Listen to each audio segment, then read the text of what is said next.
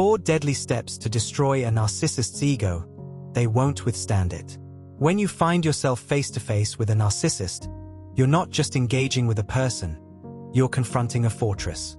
As Dr. Craig Malkin explains, narcissism is often a defense mechanism against profound feelings of emptiness and inadequacy. What you see, the grand gestures, the inflated sense of self, is not openness, but armor. It is a wall constructed from denial, fear, and shame, carefully polished into a performance so rehearsed that even they forget it's a performance.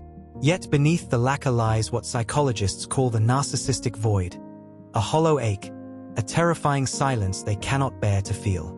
That emptiness is their shadow, and they spend a lifetime frantically trying to outrun it. We often describe narcissists as loud, arrogant, domineering. But psychologists like Dr. Ramoni Dervisula remind us that this bravado is not confidence. It is camouflage. The noise is meant to drown out shame. The posturing is a smokescreen against fragility. When you set a boundary, you aren't merely saying no, you are striking a match near their paper kingdom, threatening to destabilize the identity they constructed from your compliance. And here's the crucial truth. That throne they built for themselves was never meant to hold two. Your presence was only ever a reflection, a backdrop, a mirror in which they saw their carefully curated self. This is not about strength, it's about survival.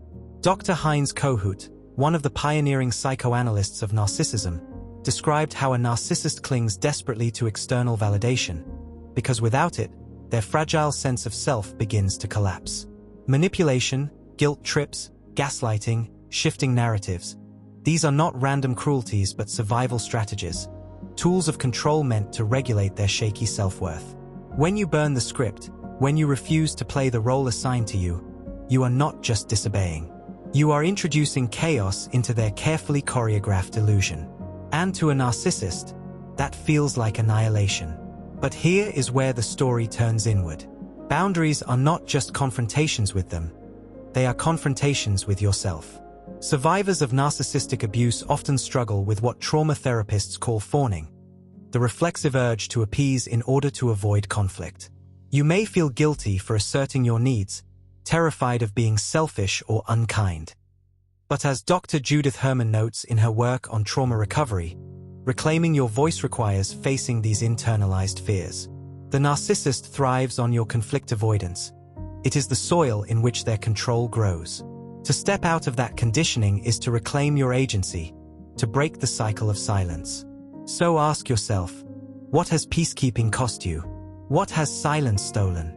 Has it drained your energy, blurred your dignity, or eroded your right to exist freely? Boundaries are not cruelty, they are clarity. Saying no is not aggression, it is resurrection. Dr. Brené Brown reminds us that true compassion is impossible without boundaries, because love without self-respect is merely submission. And when the narcissist rages, sulks, or pretends to comply while secretly plotting their next push, remember, that chaos is not your failure. That is the sound of the chains snapping. That is what freedom sounds like. Of course, many victims cling to hope. Maybe if I stay firm, maybe if I set enough boundaries, they will change.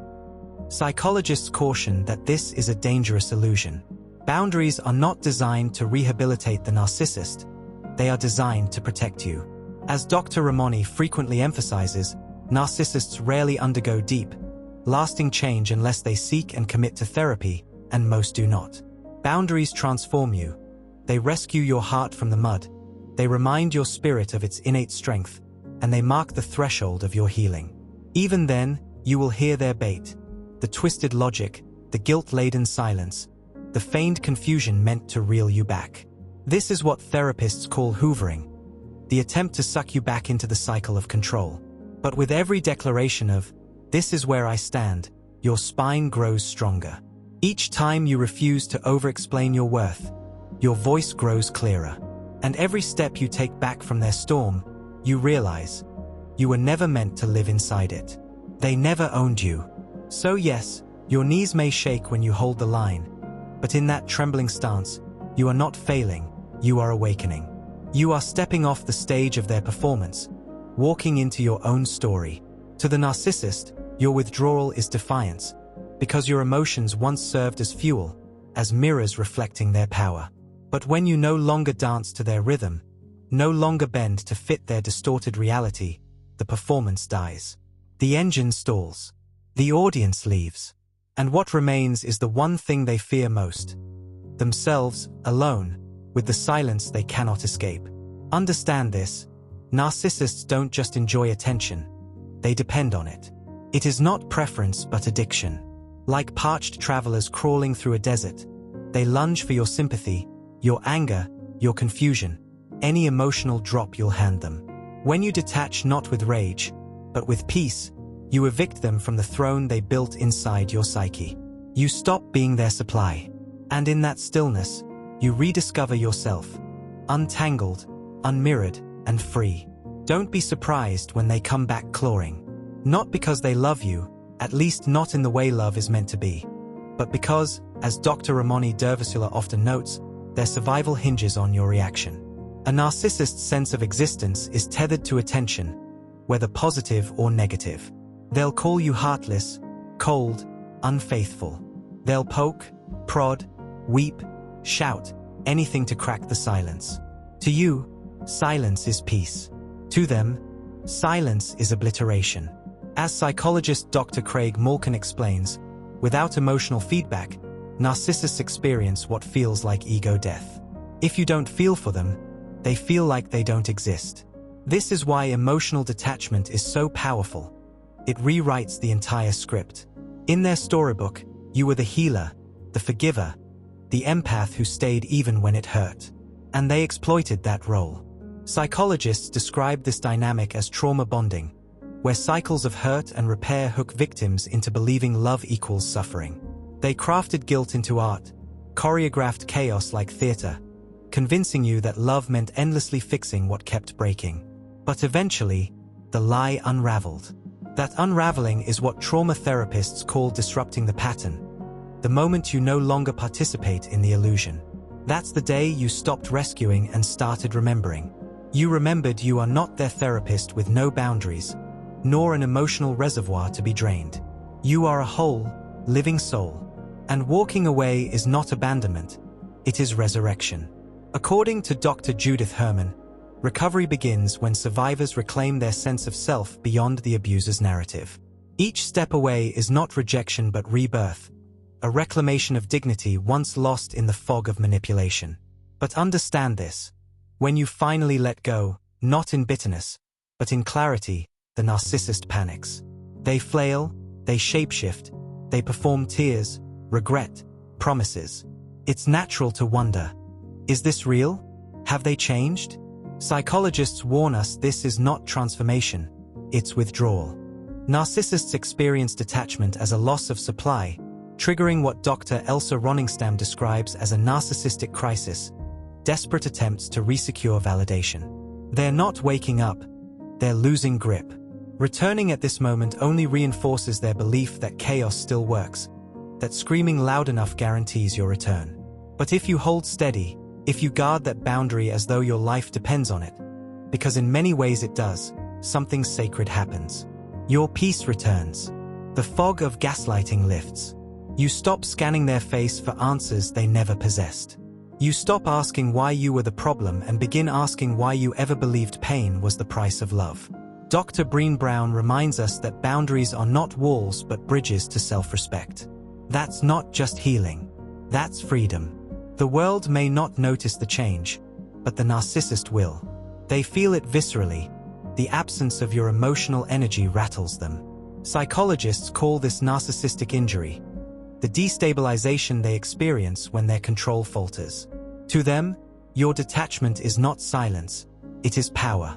It is eviction from the throne they once occupied in your psyche. And that's you, finally taking your soul back. There comes a moment, and it takes time to arrive, when you stop explaining yourself. Not from coldness, but from knowing. Somewhere deep inside, a light flickers. They were never listening anyway. Dr. Lundy Bancroft, who studies abusive dynamics, explains that narcissists don't enter conversations to understand. They enter to dominate. Trying to explain yourself is like shouting into a canyon, expecting empathy to echo back. It doesn't work. It never did. Not because your words were lacking, but because their goal was never to hear, it was to control. Every time you poured out your truth, you unknowingly stepped onto a rigged stage, and they held the script. They twisted your words, turned compassion into guilt, vulnerability into weapons. This is what psychologists call gaslighting, eroding your perception of reality to maintain control. You thought you were engaging in dialogue. In truth, you were fueling the machine. They didn't want clarity, they wanted power. And it always starts subtly. A dismissive laugh here, a casual invalidation there. You spoke your truth, and they called you too sensitive. You drew a boundary, and they called you selfish. As a kind soul raised to believe communication heals, you rephrased, softened, tried again. Because you believed understanding was the path to love. But here, with them, it never was. This wasn't miscommunication, it was manipulation. And when that truth lands, heavy in your chest, something in you shifts. You stop reaching. You stop defending. You stop trying to translate your heart into a language they never intended to understand. Dr. Carol McBride calls this moment the turning point. When victims cease the futile effort of proving their worth and begin reclaiming their reality. That's when everything begins to change. Make no mistake, the narcissist will notice. The instant you stop explaining, they'll unleash new tactics. Why are you shutting down? Why won't you talk? Why are you so cold? Every word is bait. Because if they can draw you back into explanation, they've rehooked you into the old dance. But if you stay grounded in silence, not the silence of suppression, but the silence of clarity, something radical happens. They lose grip. Their stage collapses. Their script burns. And what's left? You. Whole. Free. Untangled from the theater. Alive in your own truth. Withholding explanation isn't a lack of kindness, it is wisdom incarnate. Psychologists emphasize that narcissists do not engage in dialogue to understand. They engage to control. Every time you've offered your heart, your explanations, your vulnerability, it was hoarded, weaponized, and repurposed against you. Dr. Ramoni Dervasula notes that narcissists are experts in emotional exploitation, using empathy as currency to maintain dominance. So the moment you stop explaining, the moment you refuse to bleed for someone incapable of holding a heart, that is the moment you reclaim sovereignty over your own story. It doesn't just shift the dynamic, it rewrites your narrative entirely. For years, you may have replayed every conversation, questioned every word, tortured yourself with "could I have said it differently?" Psychologists describe this as cognitive rumination, a cycle narcissists exploit to destabilize your self-trust. By ceasing to explain, you break that loop. You start listening to your own voice again. You realize your no is sufficient. Your feelings are valid. Your peace requires no permission slip. Dr. Judith Orloff, an expert in emotional boundaries, emphasizes that reclaiming inner authority is central to breaking the narcissistic bond. Yet, freedom rarely feels seamless at first. It feels wrong. Doubt gnaws at you.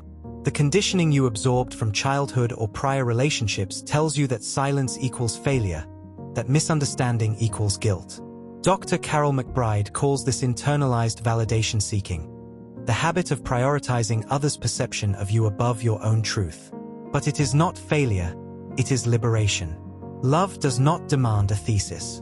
Respect does not require justification. And true, soul-level connection never makes you beg to be believed. When you stop explaining to someone who has already decided not to understand, you're not walking away from love, you are walking toward it. You are walking back to yourself. Psychologists highlight that reclaiming self-directed energy is critical in breaking the trauma bonding cycle. It's in this retreat that emotional autonomy blossoms. As the narcissist begins to lose their grip, watch closely. This is not mere relational friction. It is an existential crisis for them. For a narcissist, control is not a preference. It is their lifeblood. Dr. Craig Malkin points out that narcissistic identity is constructed almost entirely from the validation and compliance of others. Remove it, and they cannot merely be disappointed, they unravel. Without your submission, they are confronted with a terrifying void. the silence, the absence, the reflection of their unacknowledged emptiness. At first, they will fake composure. Cool indifference, smug pride, feigned pity. The masks rise because vulnerability terrifies them. But behind the curtain lies panic, often morphing into rage, blame, and lies. Clinical observations indicate that narcissists' external calm frequently masks internal disintegration. Their performance is a defense mechanism to avoid the shame and emptiness that your departure exposes. And once you are truly gone, they scramble, not for love, but for a new mirror, a fresh audience, a replacement supply. But psychologists warn, nothing fills the void left by genuine autonomy. Their pursuit is futile, because the empathy and patience they once drained from you cannot be replicated or faked by another person. This is why narcissists are often transient in their attachments, hopping from person to person, story to story, high to high, never addressing the root wound. Their denial is layered and impenetrable. Denial of shame, denial of need, denial of emotional wounds. Your absence tears through that armor. Unable to confront their own failure, they redirect blame toward you. You are the problem, the abuser, too sensitive, too much. Dr. Ramoni explains that narcissists externalize responsibility as a protective mechanism against shame, which they perceive as existential death. Their spiral, sometimes quiet, sometimes explosive, is the predictable outcome of this defense. Even if they return with sweet words, feigned remorse, or promises of change, it's not transformation. It is panic masquerading as reconciliation. Psychologists identify this as the classic love-bombing tactic, an attempt to regain control through emotional manipulation. If you engage, you reactivate the old dynamic. If you hold still, however, you reclaim your energy, rebuild boundaries, and assert your autonomy. And what does this reveal? That your presence always carried power. That your patience, empathy, and understanding were never weaknesses, they were gifts. And the moment they are withdrawn, those gifts cannot be replaced. As Dr. Orloff emphasizes, healthy love cannot be manufactured or coerced. It either flows naturally from a soul capable of empathy or it does not exist. Your departure exposes this fundamental truth. In the aftermath, the narcissist's collapse is inevitable. Sometimes subtle, sometimes dramatic, their chaos broadcasts the truth they cannot articulate. Highs and lows, lies, manipulations, and desperation, they are not evolving. They are unraveling. Your absence becomes a mirror they cannot shatter, reflecting the reality they never wanted to see. That love is not control, and connection requires vulnerability, something they never possessed. And while the world may never witness their disintegration, the truth is clear: your freedom matters. It is the fulcrum of your life reclaimed, the proof that integrity, autonomy, and self-respect outlast manipulation, charm, and illusion. Psychologists underscore that this reclamation is not just a psychological victory. It is a sacred, soul-level triumph, the moment when the victim finally becomes whole, and the abuser meets the void they have long feared.